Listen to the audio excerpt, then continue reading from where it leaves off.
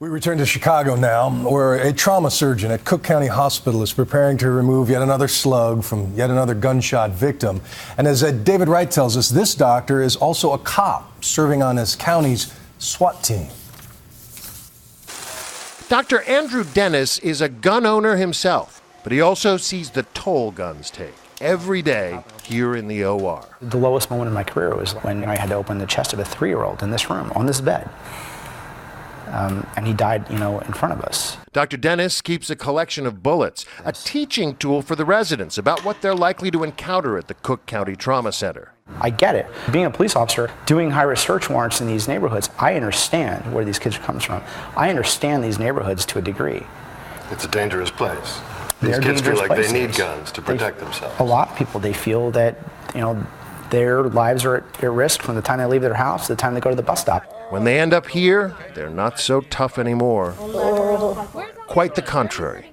They're as vulnerable as they'll ever be. Human beings in pain. When I first came in, I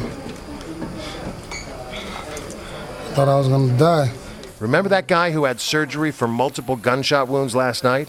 His name is ANTAWAN Morton. He's 26 years old. He has a 4-month-old son. When I got shot, all I could think about is, as soon as I have my first baby, I'm not even finna see him make Christmas. Of course, plenty of Dr. Dennis's patients are just innocent bystanders caught in the crossfire. DARYL HEMMINGER was walking his little brother home from a basketball game when he got shot.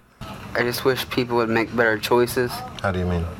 By not shooting people, because there's no sense of it. DARYL spent Thanksgiving here at the Cook County ICU. He'll spend Christmas and New Year's here too, lucky to be alive. But that young man on the stretcher in Philadelphia, not so lucky. The young man we just pulled out of the wagon was pronounced dead at Temple University Hospital 1:09 a.m. Another statistic. According to the CDC, he is one of the nearly 12,000 people killed in America each year by gun violence. As the bodies pile up, so do the weapons. The boss, Police Commissioner Charles Ramsey, stands in an arsenal full of confiscated guns. 3,500 of them recovered here this year alone. This kind of carnage should not be happening on the streets of our city. I mean, we're not in Beirut, we aren't in Afghanistan, we're in Philadelphia. At some point in time, you got to say that's enough. We're at war with each other. I mean, kids are shooting each other every day in the streets, and innocent people are dying every day.